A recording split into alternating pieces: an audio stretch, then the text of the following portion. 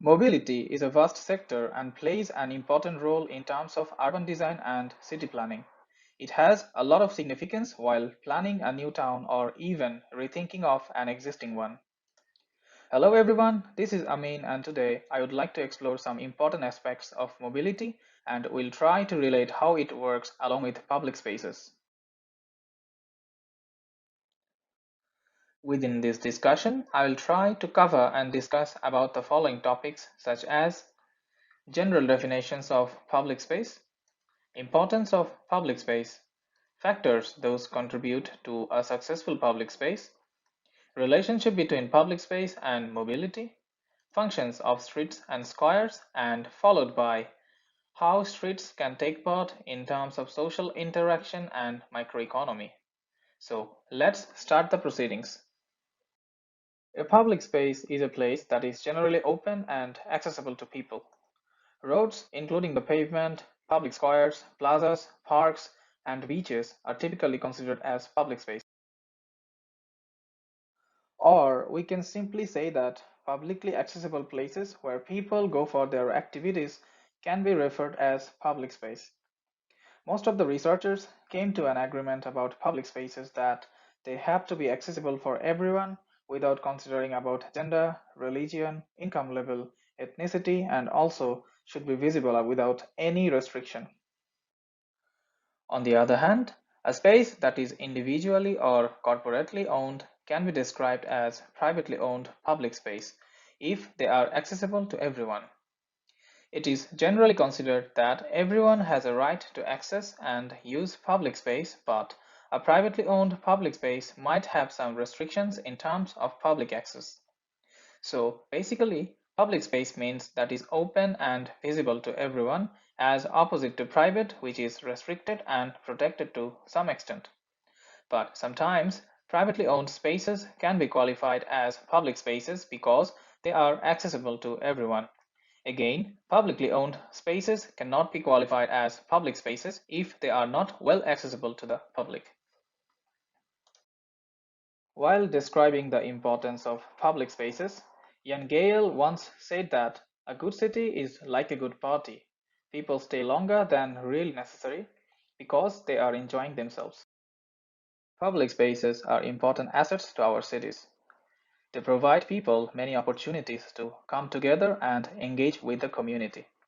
If public spaces are successful, they are inclusive of the diversity of groups present in our cities and create a social space for everyone in the society to participate in. There are many factors which can contribute to a successful public space.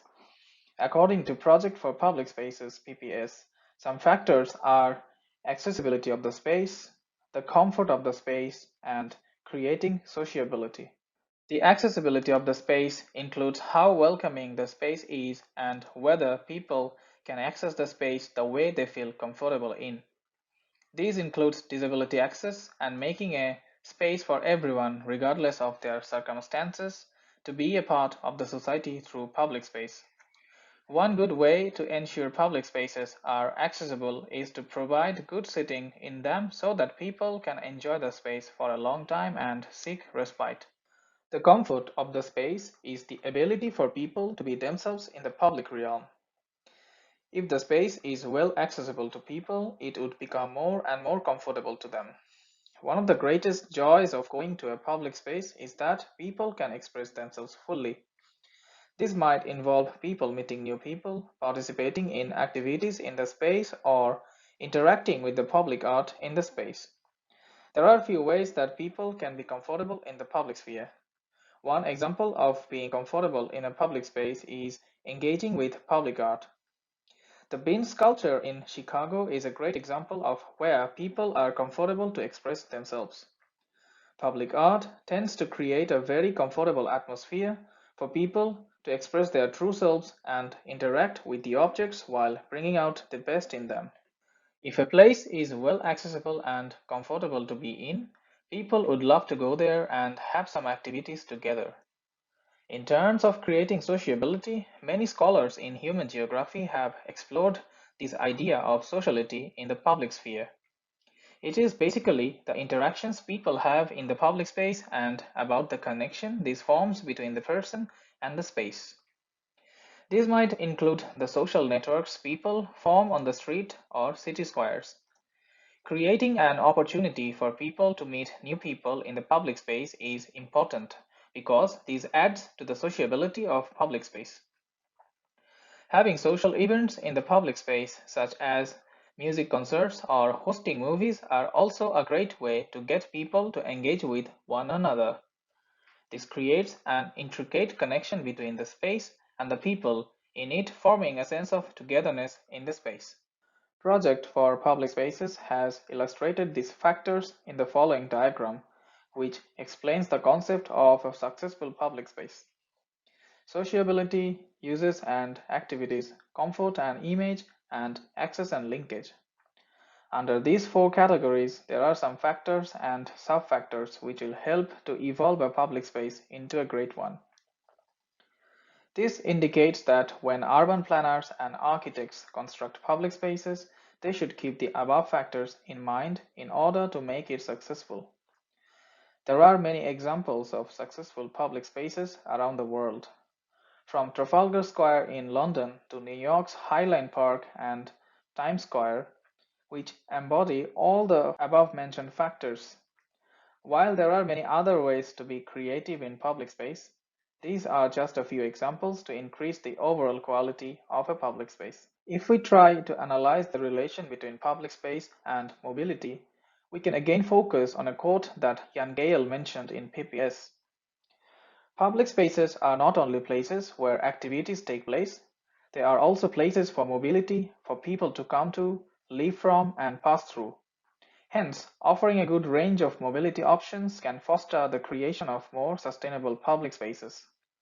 Maria-Hilfer-Straße of Vienna can be a very good example to illustrate this relation where mobility and public spaces go hand in hand. Spaces accessible to public are wonderfully integrated along with mobility, which serve both the need of mobility and social cohesion among the city inhabitants there. Basically, all of us are more or less aware of the functions of streets and squares. For a quick recap, streets have played a critical role in cities. They connected spaces, people, and goods, and also facilitated commerce, social interaction, and mobility since ancient times. If we have a closer look at different parts of the world, we could be able to witness more or less similar scenario in terms of using streets and squares with various activities besides mobility. They are connected with culture, social cohesion, sports, even protests, and many other activities. Streets crosswalk painting at Utah, USA, open streets events at Peterborough, UK, or street soccer at a random street in Brazil. All of them resemble the activities those making a street more meaningful when it comes to the functions of a street beside mobilities. Sometimes streets can also contribute in the field of microeconomy as it is related to trade and commerce via street vending. We can notice many street vendors on the streets of Addis Ababa whom are basically poor people trying to earn their livelihood by selling cheap stuffs to the pedestrians. Though they are causing problem to the flow of the traffic and passers-by, they are also contributing to the microeconomy as they are earning their livelihood by doing that and providing cheap stuffs to the people of low and mid-income range, which is affordable to them. These street vendors are not only seen in Ethiopia, they are actually available in many underdeveloped and developing countries as well, where they are always playing a vital role in terms of microeconomy of those specific regions. So, at the end of the discussion, I'd like to sum up with some concluding remarks, which would be really helpful if we can implement them in a newly planned city or even in an existing one in order to improve the condition of mobility. In order to build a city as a whole, the design of an integrated urban transport and space system should incorporate public spaces with the mobility. Also, public spaces like streets and squares should always be integrated with multimodal functions along with mass people interaction facilities and activities which will make those public places more active and participatory for the city inhabitants in order to build a livable and healthy city. making streets more attractive for all users, enhancing their ability to function as both urban living and mobility spaces, as well as satisfying new functional requirements of society. Moreover, integrating street vending opportunities along with other public accessibilities need proper planning and policymaking. It would be able to contribute to the microeconomy to a certain extent, especially in the context of Ethiopia, as it would create livelihood for many people and also it would provide the access of different goods within a reasonable price range for the people of low and middle income. That's all from me today. Thank you everyone for your kind attention till the end.